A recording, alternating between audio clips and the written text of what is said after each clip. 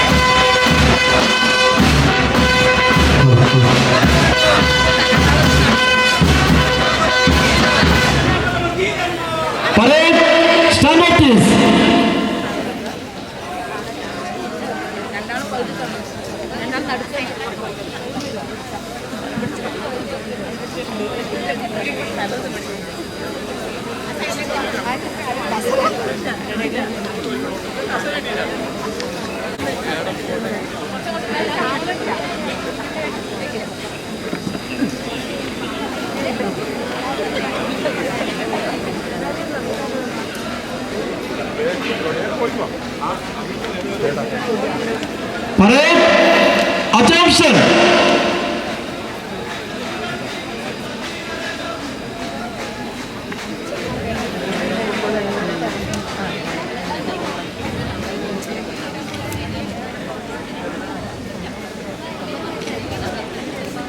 Stand up, please. Attention! Parade, dismiss.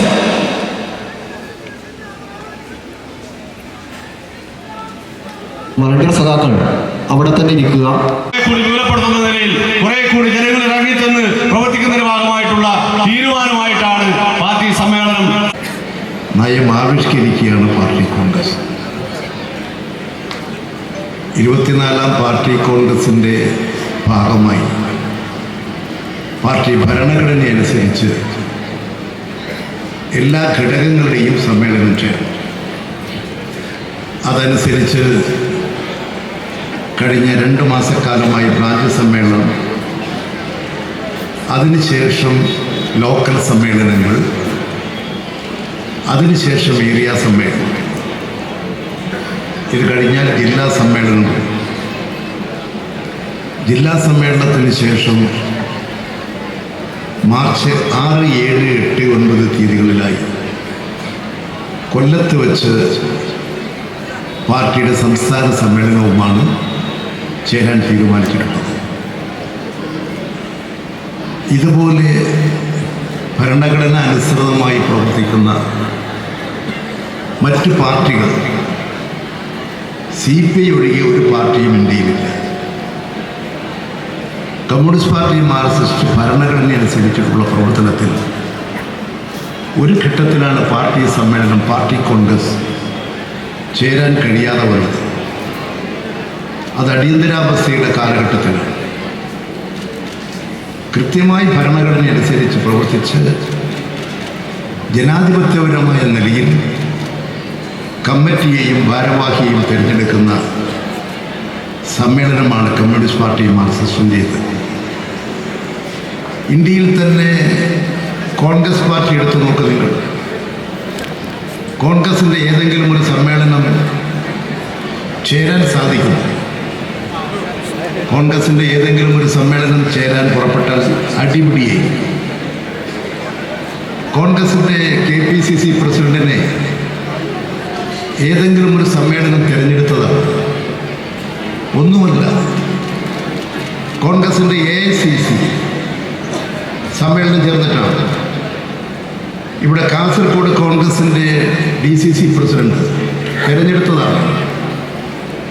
അങ്ങനെയൊരു നടപടിക്രമങ്ങളൊന്നും ഈ bourgeois പാർട്ടികളിലില്ല. അവരിങ്ങനെ ഇഷ്ടമുള്ള ആളുകളെയൊക്കെ ഭാരവാഹിത്വത്തിലേക്ക് കൊണ്ടുവരും. മുസ്ലിം ലീഗ് തങ്ങൾ പറയുന്ന ആളുകളെ പ്രസിഡന്റാക്കും. അങ്ങനെ പ്രവർത്തിക്കുന്ന പാർട്ടിയല്ല കമ്മ്യൂണിസ്റ്റ് പാർട്ടി. അതിൻ്റെ വ്യത്യാസം തികഞ്ഞ ലക്ഷ്യബോധത്തോടുകൂടി ജനങ്ങളെ അണിനിരത്തി ജനാധിപത്യപരമായി പ്രവർത്തിക്കുന്ന പാർട്ടിയാണ് communist party Marxist. Communist party Marxist ഒരു ലക്ഷ്യമുണ്ട്. ഇന്ത്യയിൽ സോഷ്യലിസം കെട്ടിപ്പടുക്കണം. അതിന് തൊഴിലാളി, കർഷകാദി ജനവിഭാഗങ്ങളെ സംഘടിപ്പിക്കണം. ആ മഹത്തായ ദൗത്യം നിർവഹിക്കാനാണ് പാർട്ടി പരിശ്രമിക്കുന്നത്. ഇന്ത്യൻ കമ്മ്യൂണിസ്റ്റ് പാർട്ടി മാർക്സിസ്റ്റിന് ഒരുപാട് കാലത്ത് രാഷ്ട്രീയ അനുഭവങ്ങളുണ്ട്. ഇന്ത്യൻ കമ്മ്യൂണിസ്റ്റ് പാർട്ടി രൂപീകരിക്കുന്നത് ഇന്ത്യയിൽ വെച്ചിട്ടല്ല. സോവിയറ്റ് യൂണിയനിലെ താഷ്കണ്ടിൽ വെച്ച് 1920 ഇന്ത്യൻ കമ്മ്യൂണിസ്റ്റ് പാർട്ടി രൂപീകരിക്കുന്നത്. അന്ന് അങ്ങനെ രൂപീകരിക്കാൻ കാരണം കമ്മ്യൂണിസ്റ്റ് പാർട്ടി ഇന്ത്യയിൽ പ്രവർത്തനം ആരംഭിച്ചത് വളരെ ചുരുങ്ങിയ അംഗങ്ങൾ മാർക്സത്തിൽ ആകൃഷ്ടരായി. മാർക്സിസം ലെനിനിസം പഠിച്ച് മനസ്സിലാക്കി ശാസ്ത്രീയമായ വശങ്ങൾ നിരീക്ഷിച്ചുകൊണ്ട് കുറേ തൊഴിലാളികളും കൃഷിക്കാരുമൊക്കെ ആശയത്തിൽ ആകൃഷ്ടരായി ഇന്ത്യയിൽ പ്രവർത്തിച്ചു വന്നു. അവർ കമ്മ്യൂണിസ്റ്റുകാരായിട്ടല്ല, ഇടതുപക്ഷക്കാർ, പുരോഗമനവാദികൾ, മാർക്സിസ്റ്റുകാരായി. അങ്ങനെ പ്രവർത്തിച്ചിരുന്നവർ അന്ന് ഇന്ത്യൻ നാഷണൽ കോൺഗ്രസിലൂടെയാണ് പ്രവർത്തിച്ചത്. ഇന്ത്യൻ നാഷണൽ കോൺഗ്രസ് എന്ന് പറയുന്നത് ഇന്നത്തെ കോൺഗ്രസ് അല്ല. ഇന്ത്യൻ നാഷണൽ കോൺഗ്രസ് ഇന്ത്യൻ ദേശാഭിമാനികൾ രൂപം കൊടുത്ത ഒരു സ്വാതന്ത്ര്യ സമര പോരാട്ട സംഘടനയായിരുന്നു. മാർക്സത്തിൽ ആകൃഷ്ടരായിട്ടുള്ള ജനങ്ങൾ ഇന്ത്യൻ നാഷണൽ കോൺഗ്രസിലൂടെയാണ് ഇന്ത്യയിൽ പ്രവർത്തിച്ചു വന്നത്. അങ്ങനെ പ്രവർത്തിച്ചു വന്ന മാർക്സൻ ആശയത്തിൽ ആകൃഷ്ടരായവർ ഇന്ത്യൻ നാഷണൽ കോൺഗ്രസിൻ്റെ നേതൃരംഗം അന്ന് വൻകിടക്കാരുടെ കൈവശമായിരുന്നു. ഭൂസ്വാമിമാരും വൻകിട കോടീശ്വരന്മാരും ഒക്കെയാണ് കോൺഗ്രസ് നേതാക്കൾ. അവർ ഇന്ത്യൻ സ്വാതന്ത്ര്യ സമരത്തെ ഒരു ശരിയായ ദിശയിൽ നയിക്കുന്നില്ല. അങ്ങനെ വന്നപ്പോൾ യുവാക്കൾ, യുവതികൾ, തൊഴിലാളികൾ, കൃഷിക്കാരൊക്കെ കോൺഗ്രസിൻ്റെ നേതൃത്വത്തിൻ്റെ നിലപാടിൽ പ്രതിഷേധിക്കാൻ തുടങ്ങി.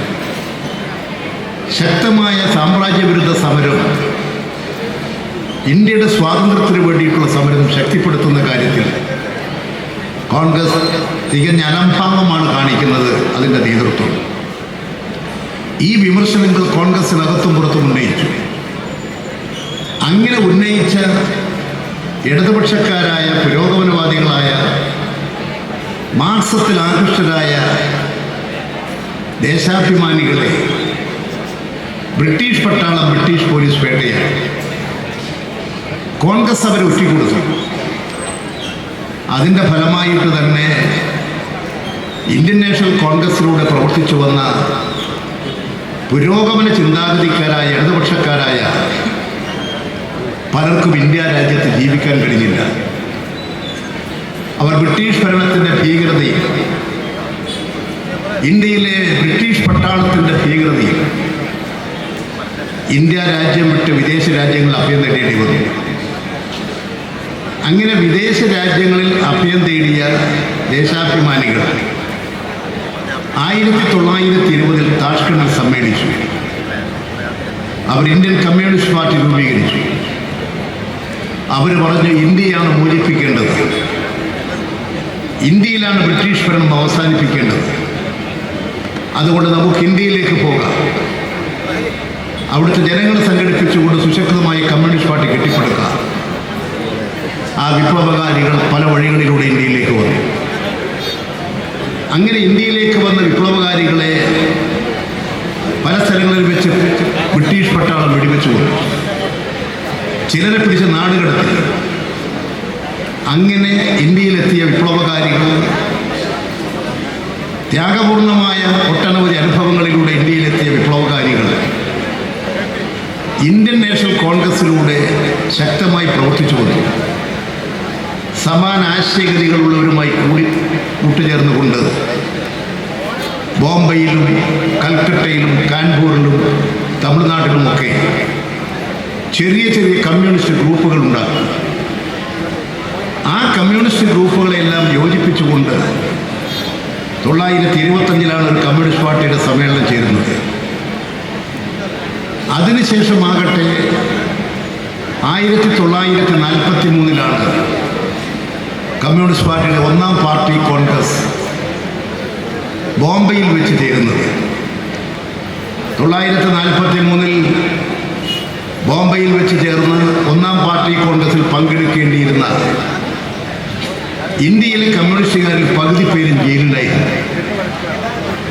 അതിന് അന്നത്തെ പാർട്ടി മെമ്പർമാരിൽ പലരും ഒളിവിലാണ്. ആ ഘട്ടത്തിലാണ് ഒന്നാം പാർട്ടി കോൺഗ്രസ് ചേർന്നത്. തുടർന്ന് Indian communist party British government പല ഘട്ടങ്ങളിലും ഇന്ത്യയിൽ നിരോധിച്ചു. ഇന്ത്യൻ സ്വാതന്ത്ര്യ സമര പ്രസ്ഥാനത്തിൽ സജീവ സാന്നിധ്യമായി വിപ്ലവകാരികൾ ഉയർന്നു പ്രവർത്തിച്ചു. മാർക്സിസൻ ആശയങ്ങൾ ഇന്ത്യയിൽ വ്യാപിച്ചു. 1947-48 ആകുമ്പോഴേക്കും കമ്മ്യൂണിസ്റ്റ് പാർട്ടി വിവിധ സംസ്ഥാനങ്ങളിൽ പ്രബല ബഹുജന സ്വാധീനമുള്ള ഒരു പാർട്ടിയായി. തൊഴിലാളികളെയും കൃഷിക്കാരെയും അണിനിരത്തി പോരാടി. അങ്ങനെ ഇന്ത്യൻ കമ്മ്യൂണിസ്റ്റ് പാർട്ടി ഇന്ത്യൻ സ്വാതന്ത്ര്യ സമര കാലഘട്ടത്തിൽ ഒരു ജനകീയ വിപ്ലവ പാർട്ടിയായി വളർന്നു വന്നു. ആ വിപ്ലവ പാർട്ടിയുടെ പല നേതാക്കളും ബ്രിട്ടീഷ് ഭരണകാലത്ത്